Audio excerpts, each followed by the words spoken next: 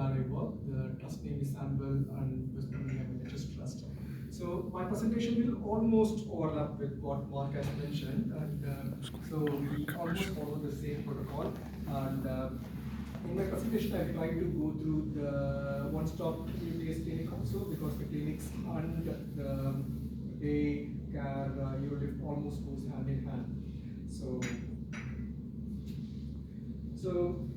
we know that the volume of the TURP patients, or the volume of the patients who are suffering from the BPH, is so high, and a lot of patients still getting the old gold standard TURP. I think the future gold standard will be the minimally invasive treatments, not it will be like a whole up.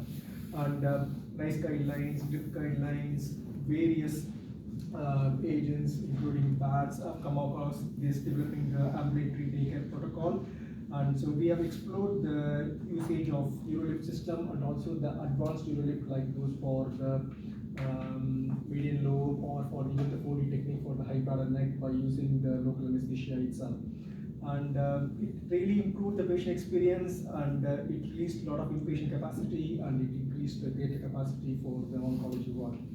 And we all may have come across the grip flow. So if we see the first 1/3 and last 1/3 are for the GPs to see, and whenever I do any GP talk nowadays, I try to concentrate on this box, asking the GPs to start prescribing the alpha blockers and pineapple lactase inhibitors. Like how we discussed yesterday, that will release a lot of pressure in the tertiary care. We are all surgeons. We are supposed to see the patients who already failed the medical management, so that we don't have to prescribe tamsulosin. We don't have to see the patients on follow-up for medical management. So when you are discussing with your local GP, you can use this picture to stress that the medical management should be slowly pushed into the GP's hands. And once the patient comes to us, we can see there are 3 main groups: acute retentions, chronic retentions, and patients not improving with medical management. Acute retention, we got a Pulsar study which clearly showed that there is a good rule, good amount of success in that walk. So there is no doubt that in acute retention patients, UroLift works. For chronic retention, I will say we need to be a little bit careful, especially on those who are on renal failure also, because our aim is to create the best possible cavity, and we need to make sure that the bladder is not the fault. At the end of the day, all your treatment we are doing only for the prostate. By chance, if there is any hypocontractile element, and if there is any HPCR element, you need to be very careful in counseling the patient to produce and appropriate the best possible channel. That only will prevent the high pressure in the upper tract, and that only will give the long-term good outcome. So I will advise UroLift in very selected patients, maybe after urodynamics, to make sure that the bladder is okay, and also the prostate is doable one. I won't take it unnecessarily. I will be very choosy in that. Of course, for the patients who failed the medical management, UroLift is my choice. I would say I'm quite biased on UroLift, but we have started doing it slightly above 80 cc, even up to 100 cc. We have done plenty of median low up to 100 cc, I would say, the maximum I would say. And we have done median lobes and 4D techniques for high bladder neck now quite routinely. And sometimes when people visit me for the presumptive shape, we are quite lucky to see even out of 5 patients, 3 patients will be of median lobe, and 4D technique for high bladder neck, only 2 patients will be like a simple 2-gland technique. We haven't really started dividing the patients into like an advanced preceptor shape and simple preceptor shapes. Maybe that's one thing on the plan. And of course, the other options also equally available. And my local anesthesia inspiration is from Mark. I visited Mark in 2017, and that's one of the main reasons why I started doing under local anesthesia. Again, quite simple. The lidocaine kept overnight, and in fact, we can remove these IV lines and venflons gradually. I don't think there is a need for a venflon, because if there is a venflon, you should be giving something. Maybe there is one indication like giving gentamicin, yeah, but I have done now a handful of patients with just oral ciprofloxacin. And I've done it for even the transrectal prostate biopsies before, and now with the LATP biopsy, not giving any antibiotics at all. So we are moving away from venflon. So even if patient wishes, we can't just let the give sedation straight away quickly. Of course, we can stop the procedure and leave a implant, but it's not available that frequently. Peripheral anesthesia is the most important thing, and in the area where I work, there is quite a mixed population, and I will say sometimes, I think there is an article which says 52% of patients in the Birmingham area are of mixed origin, and at least 30% can't speak English. So we need to make sure that we have staffs who are good in Urdu or other languages also, which I'm not actually, unfortunately. And I'm just going to go through some abstracts which we published in various journals, like Journal of One-Day Surgery, which is the BATS journal, and the few things like, for example, Journal for Society of International Urology. This is a kind of a randomized study we did maybe 3-4 years back before COVID, comparing the hypothermic lignocaine and normothermic lignocaine. It does work, and the visual analog score is quite significantly low for those who are on hypothermic lignocaine. And Mark alluded on how it works.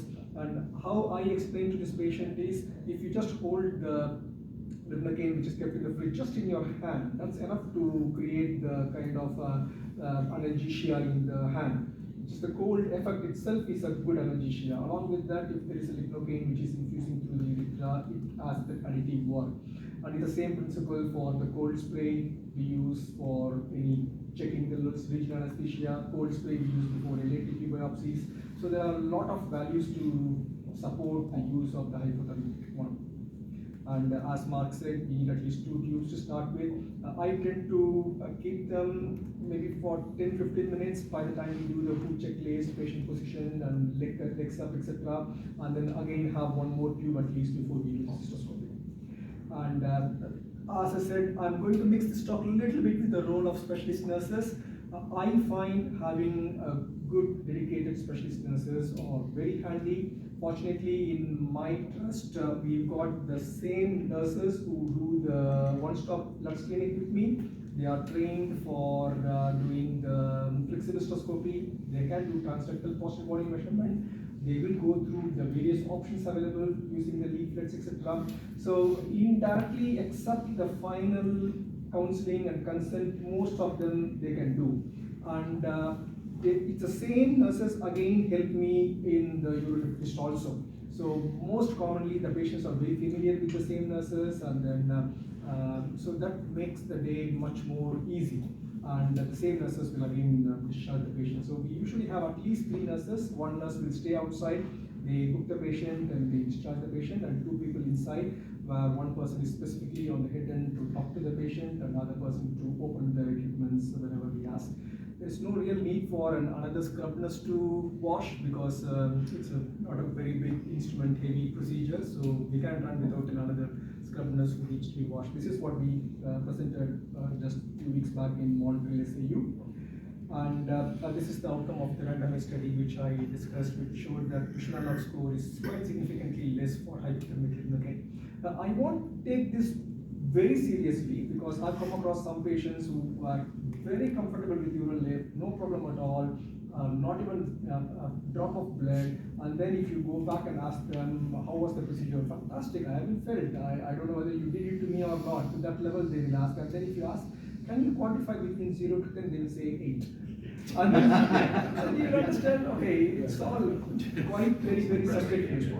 And I've come across young men who actually have very sensitive urethra, and they move around, and I need to stop and give them enough time to breathe. And then after all the drama, procedure goes well, and if I ask them, they will say 5. And so the visual, I will take it with loads of salt, and a pinch of salt. But we need some evidence to prove that hypothermic works. And so this is the protocol. Local anesthesia achieved just with lignocaine. Patient positioning is very important. The patient's gluteus should come as much close to the end of the table so that your angling are easily possible. Bladder irrigation with warm saline. Again, the bladder should be adequately filled. You can't do overfilling under local, because then that becomes the main reason for patient's discomfort. But in my experience, if you are not adequately filling the bladder, there will be a small protrusion of the prostate into the bladder neck. So there is a small possibility of error happening, that your implants will be too close to the bladder neck when actually the bladder getting overfilled. So you should not do with a very, very low filled or empty bladder. The bladder should be adequately filled even under local anesthesia, because in local we don't want to overfill also. So that is one technique you need to keep an eye on that. And automatically the bladder will be empty between the implants. That's the advantage of the UroLift version 1.0, while in 2.0 we should be a little bit careful in the future, because there is no automatic bladder emptying happening. And then this is a very old audit. This is my first 12-month period. We just audited the first 39 patients just to see how it goes on. And it worked. I have no problem with median lobes or high bladder neck, even large-sized prostates. And then moving to the outpatient setting, heavily supported by GRIFT. And if you see the list of procedures, key procedures listed for outpatient proceedings, we got the UroLift in place. In fact, the cystoscopy, prostate biopsy, and UroLift are the only 3 urological one. List of them are more of other specialties. And so there is a good support, so we should be able to achieve it. This is what we presented in SEU again on our experience in performing in the outpatient day cast surgery settings. The main lessons what we learned is that it is doable, and patients needs to be appropriately counseled. Since patients are coming to the same outpatient unit again for the procedure, they will bit homely, I will say. It's not a new place, the same team, same nurses, so that makes a lot of difference. So when you are making a business case, you should get the team which will travel with the patient for the whole pathway. And my aim is to make that 3rd month telephone call to the post-UroLift patients by the nurses themselves, so that we can free up our own follow-up patients. And of course, there will be some odd patient who wants to talk to the consultant, which you can adapt. So patients will be seen by the nurses, and then only we take part mainly in the final counseling and consulting on procedures and outpatients or follow-up telephone clinic the nurses can do. And this is our patient information leaflet. And again, I don't want everybody to reinvent the wheels, so we are trying to speak to our local urology area network to see whether we can have the leaflet which is more standardized and available through BOWS, so that everybody can do the same thing. It's not easy. It looks like somebody just wrote over like 1 hour in a A4 word sheet, but we need to get permission from our local publication unit. The font should be good. The material should be available in other languages, should be reachable for visually impaired people. So a lot of things we need to satisfy before preparing a patient information leaflet. The only difference is we are trying to add the location and the schematic pictures of the one-stop LUTS clinic in the leaflet itself, so that the patients will understand where they are heading to, what are all the steps, how much time it takes, etc. And this is the one which we discussed yesterday when Amar asked about the time available for us to counsel the patients.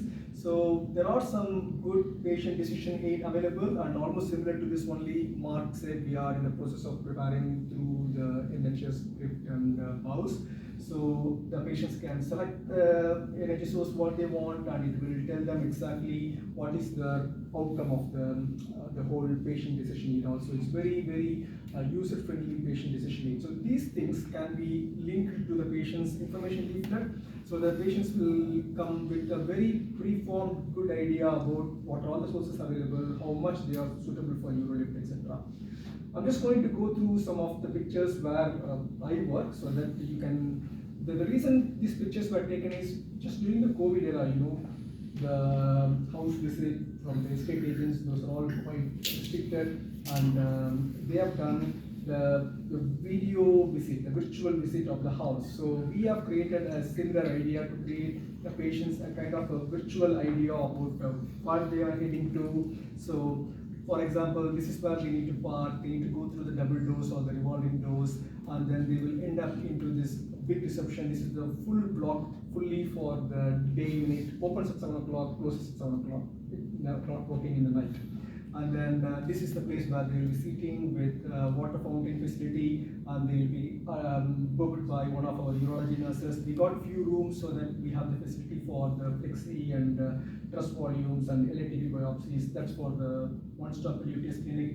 And this is our main workhorse room, which has got an attached another room. This is very handy, so I am not really pushing the patient directly to the daycare unit straight away. So they will sit here, we'll put the local here with the blue spot so that they'll have some journals to read, and then they will come to the just like they were trying to mimic what happens actually in the theater.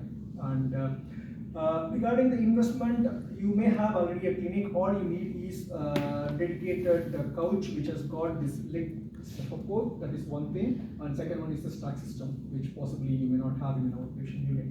And this conjoined room is quite useful because the nurses can have the clinic and the consultants can see the counseling work and final consulting. And if there is a question, the nurse can come through the side door. The patient won't have the feeling, oh, this nurse is not fully competent. She's every time going out and searching for a consultant. So it works more like a combined nurse plus a doctor clinic. And it's again presented in the baths and published in the Journal of One Day Surgery. And the daycare surgery, especially for UroLift, is doable. We are doing like 5 to 6 patients, and by the time I'm doing the 5th or 6th patient, the first patient will be already discharged. And we use the normal chair for them to sit. I don't have the fancy armchair what Mark has shown in his slides. And we published our results in the BOWS also early this year in June, and it's doable. And since we are completely joining, and the business case is appearing almost like one-stop vegetarian clinic with outpatient setup for performing UroLift, and the same place we are using for LATP biopsies and other things. So that's the way to go forward. If you have a business that's only for UroLift, possibly it's quite difficult to do. Any questions? Questions? Yeah. Yes, Mr. I asked you this question at the webinar. Yeah. Regarding the pain, which is very subjective. Yeah. Mark presented one of the papers, whether it's the lubricant effect or the lidocaine effect, which is more effective. There was not much of a difference between the two. So here, is it the chill factor or the xylocaine which is more effective? Have you worked on this? When you could use the cold water instead of I mean, under local, we want to give the patient the best possible comfort, and even the lidocaine may be a placebo effect, and the hypothermicity is the only thing works, or sometimes the verbal anesthesia is the only thing works, and whatever happening is because of the warm normal saline irrigation. You have seen at least 4 patients when you visited, and all of them were quite comfortable, and most of them had no problems. In fact, one of the patients, I remember when Nizar visited us, when I asked the Vishwanath score, he said 0. And I think I thought he's a bit joking, and I told that even the surgeon's score is at least 3. And so it's a mixed population. Younger patients, those who are in, I would say 50s, will have a very, very sensitive urethra, so you need to be very gentle. But once they reach 70, 75, it's very easily doable. Yeah, what a presentation. I think that's the holy grail. You know, I've been trying to get a system like that around work for years, but you've just cracked it. You know, you've absolutely nailed it. So at the moment, in my practice, I'm still in main theatres, and I think you surgicalise it. So it's very stressful for patients going to the main theatre, and these severs and the scrubs. But what you've done is the vocal anaesthesia. It's not just that, even it's just the whole process of keeping a patient at ease from the moment he walks in. The moment he gets the gel goes in and have the procedure done, their anxiety and stress levels are low. When you have had the same experience, they've not flinched. They said, oh, it's painless, doctor. So what would you give it up? 8. And you're thinking, well, it's not 8, that's 3. Yeah. But yeah, and I just congratulate you for doing that. I've also found actually that some of my, anecdotally again probably, you know, best outcomes are with bigger prostates. You know, ironically, 80, 90 grams, you know, and it's not really good. If you do more de-obstruction, the patients will have the more improvement. That's the main reason even the medical study has shown us the better outcome compared to the lift study. Because we all know those who are really low, if you de-obstruct, they have the best difference in the improvement of IP. It's the 30 grammars that are actually not that obstructive, it's maybe the bladder neck, isn't it? They're the ones that I'm struggling. Just one final point, sorry. I often find theatre, and there's 2 things. My anaesthetist, who is just, he's too guttural with his propofol. I think it's just as soon as you hear the sound, the clicking sound, they think, oh, that's painful, but it's not really, is it? It's the movement of the scope in and out that's painful, and the filling of the bladder, rather than the actual implant insertion. But the other thing I find is a leg position. So there's a tendency in my theatre, I think from the days of TOTs, of hyperflexing, you know, and when you do that, I think it's like high risk of bone strike. Yeah. So I really focus on getting the legs quite low actually these days as well. Yeah. It's as much relaxed as possible. And one other thing I do know is, once the patient is draped with the gloved sterile finger, I literally touch the patient's inner thigh and tell them this is the exact place you need to relax. Once they relax the inner thigh, the whole perineum and pelvis relax. If you tell them to relax the pelvis, they don't know what is pelvis, where is my pelvis, and how can I locate my perineum, etc. If you touch your inner thighs and tell them this is the place, then the legs literally relaxes and falls apart. And the other thing is, the main crux of starting this day surgery unit is the trolley. That's why I had a picture of the trolley and the stack system. So, for example, I had a lot of problems in getting that. So we have shown them that it will help in flexible cystoscopy, it will help with the daycare UroLift, it will help in LATP biopsies. You need to list a lot of reasons to buy it. In fact, the trolley, 50% of money was paid by one of my colleague consultants, a senior consultant. He just donated it. And he knows that I'm working for more than a year, and we are a bit stuck because of the reason. And we know we are using the daycare theatre service for that. And he said, Anand, I will pay half of the money. And Here's your stack system. Yeah, that's another the simple stack system. And so there are so many ways we can. Camera set, light source, all in one. Yeah, and it's quite light Couple of also. thousand. It's small. It's really small. Once you So have the everybody investment- said, oh, I need a full storage Yeah. stack system this height that has to be moved, and it takes 3 people, it's 150 kilograms. Which company is this one? Redfin. What? Redfin. Yeah, the company's called Firefly. Firefly, sorry. Firefly. Redfin. This is being The used- equipment is Redfin, yeah. Yeah, so that's got a light source, and all you do is plug it into a monitor. Cost? $3,500, something like that, Yeah. $4,000. Yeah. Not much. Minimum. So it's- And you just use whatever monitor, I mean, it's Yeah, just like a plug into your HDMI Dell cable. desktop, HDMI monitor. Just desktop. Yeah. Because once you have this in place, then people won't stop you. Then the moment will, because we need to utilize the equipments which we listed on. And the other thing which is I want to share is these are dedicated urology nurses and physician associate training program in Keele University. And I'm just joining as one of the faculty there. So they have a comprehensive system to train the people on this. So your urology nurses will be appropriately signed off in prescription doing LATP biopsies, everything. Most of it, like, we're linked to the keel as well. Yep. But, well done. That's 3 hands, I think, 4, 5. 1, 2, 3, 4. This is how we're gonna go. 1. My question is about the culture of like using equipment in theatre. You need a scrub nurse, so like related equipment, all of that. So do you have any issues with transferring that to use it in the clinic? Yeah. Do you have a scrub nurse, or is it the urology specialist nurse? Everything is urology specialist nurse. Our outpatient unit has nothing to do with the theatre. So there is no trained ODP, there is no trained scrub nurse or anyone. So my urology specialist nurse, all they know is they know how to open a pack, that's it. And this UroLift, believe me, you don't need a scrub nurse. Because you will need more manpower for 2 things. Verbal anesthesia to talk to the patient and somebody to have an eye on the warm saline irrigation. Those 2 are the prime thing. Anybody can just open the set. It's all like standard extra long store set. Just arrange it, and then we need a person who needs to open the implant for us. So we don't need a scrub nurse in outpatient. You guys are all from the UK. I travel all over Europe, Middle East doing this kind of stuff. And the variances in staffing in each department. I was in France recently, and the surgeon was doing everything. He was the only person there. There was one guy and a teacher. I assume he was a nurse. And he was throwing stuff on the tables. You go to Italy, and you walk in, everything is done for you. The surgeon walks in and just, someone's holding the gloves open Yes. for him. And there's 15 people, yes, he's a good I'm running. So I've seen everything, but really what you need is the person who's doing the operation, somebody to open stuff up, somebody to talk to the patient. career as they go. Yeah.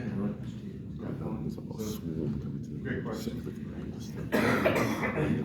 I'm probably the only person in this room who's never done this before, so I'm really new to this. So apologies if it's a really silly question. But when you start off, have you ever come across a situation where you try to do it under a local and the patient then says, I can't do this, or if you perhaps put one in and then you're stuck halfway between? Have you had to abandon, and then what's your way out if you're in that situation? I know you talked about patient selection earlier, Noah was talking about it. Many times patients refused, but Okay. somehow I was successful. So what happened, I think, again, I take you to the list where we saw visited us. We had 4 patients. The first patient was very comfortable and confident, so the procedure went well. And frankly speaking, after finishing the procedure, he went back and he individually spoke to all the 3 patients that you guys will be fine and the procedure is not as bad as in the paper or something. Best And, sales so we yeah, fly. so I told him that we have a vacancy in our patient unit. You can join us. And, in fact, he has agreed to be like a patient side ambassador, and he's our best to join us and talk to and hopefully, and it's doable. I don't think at any point I need to stop because it's at the local. And because once you're doing an outpatient unit, you have no other choice. You don't have somebody to just put them in front sedation or propofol or anything. We have nitrous in room, but I never tried it. That's good. So how many percentage like you stop? How many? Sorry. How many in 10 patients you have to stop? We don't have to stop anything. I never come across anything. Most of my list are perceptor list, and we do with patient people visiting us. We have never stopped a procedure or procedure is incomplete or done with the inserts or not such. Every procedure is completely satisfied. Yeah, amazing job Anand is doing. Having said that, we live in Birmingham and lots of our patients are Asian. Yeah. And we know that Asian people don't tolerate too pain. Comes us Irish as well. One of my best friends was flexible. That was the worst thing he ever had. We need to have the nurse who can speak the same language. That's very important. Yeah, language is a very important point you have said. And 2 vials of lignocide and yeah, all the setup, we have to make sure that everything is in place. That's a very good thing. And did you say that you give one shot step dose of ciprofloxacin? Ciprofloxacin. We just giving oral ciprofloxacin. Before or after? Before. It starts- 1,500. Yeah, 1,500 and followed for 2 days, twice daily. So total of 4 tablets. No. That's the same thing we did for previously for transrectal Prostate, biopsy. yeah. So we are poking from outside, here we are poking from inside, much more sterile compared to rectum. So it works. Yeah, I need to come once to you. It's just 3 miles away. So. We can organize that. You have a question? Thank you very much for the presentation. It's brilliant. I'm asking question to you and Mark. You said warm saline. This is a difference between warm saline and room temperature. And that thing is, I've been doing it for a couple of years, not that number of patients, but I use the Norwich protocol, but I find the pain mainly from bladder distension. Do you think having an irrigation system like the GOR said will make it less bothering for patients? I mean, the continuous irrigation system. This one is not a continuous igleous irrigation system. So No, I know, but having a one in the future makes it that will make your cystoscope from 20 French to at least 24, at least, if not more than that. So it will be more voluminous tube. But it's because we are emptying the bladder, even if you can't overfill it. After first implant, once you take and change your implant, right now with the new system where you just change the cartridge. yeah, that we need to be very mindful of. You still have to take it out, so you have to disconnect it from the scope, Ah, sorry, from the sheath. okay. The scope stays Right. in. Scope stays in. and It's then still you empty. change it. Right. So it's still, you still You have to taking fill it out. It's not like changing just on the head. No, you Okay. can't, it's not just like a reload. But Yeah, it yeah. is a bit slowly, possibly. Yeah, but yeah, I find it definitely the empty of the bladder is vital, so it's more warm saline, do you use warm? We do, yeah. Well, in outpatients we don't. We just No. use what we would use for flexible cystoscopy in the one stuff, so it's room temperature. But it's not in there very long. It takes you 90 seconds to do each one and then drain the bladder each time. So I don't think chilling that or warming it would make a dramatic difference. So to the patient's experience. As long as you're not over, like Ananda said, if you're faffing around teaching someone, the bladder's getting full, then they start to wrestle you, so you have to do it in a timely manner. I think there's some sort of ad hoc data going around that would say possibly you're increasing the risk of patient going into retention. If you're overfilling that bladder and stretching it, the bladder was just happened and not having it and stops for a day or two. So any ones that I see sort of heading towards retention is usually the bladder's just been overfilled or refilled. That's what we discussed with OLF phosphorylation, because we overfill the bladder, so the chances of failing will be there. So we know that in cold climate we always have kind of a hyperactive bladder and need to go to the toilet urgently, etc. So that's my reason why I prefer warm saline for the bladder, but cold nuking for you. It's a kind of we get 2 seasons in the same place. Just a simple question for you, experience. I'm interested that there doesn't seem to be much uptake with Entonox. I'd have thought that would have been a kind of. Is that something? I mean, do you ever use that? Is it? Yeah, I mean, I think so. In the UK, the nitrous, which is on an anaesthetic machine, can't be delivered by a nurse, and it can't be delivered by us. So that has to be delivered by an anaesthetist. In France, anybody can crack on with the nitrous through a mask. And I think if you've got a mask just gently held over the patient's face with somebody playing some music and massaging the head like Gregoire Robert has it called, it works really well. But if you're tonking on an Entonox like you're in labour, I think it just sort of almost creates a kind of environment where you're saying you're in pain, this is like labour, suck on this, and I think it takes away from maybe the relaxed environment that you're trying to. But the guys who do colonoscopy, they have access to the Entonox and they use it quite frequently. Yeah, maybe it's worth trying. Interesting. Yeah, just as you say, with a mask rather than. There are lots of units around the world that swear by it. Yeah. Many people swear by it. It's great stuff for hangers. I'm being told. I'm a PhD nurse, and if a child looks like I throw it, knocks at them straight away. Throw that flimsy dog, like, break that up, would you? Stick a mouthpiece in, suck on it. For any procedural pain, we use Entonox quite a bit. It hasn't really taken off.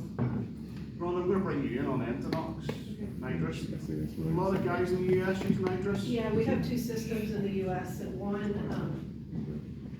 is like self-titrating, just how they breathe. And it's by state who can deliver it or not deliver it. It's, the nurse can do whatever they need.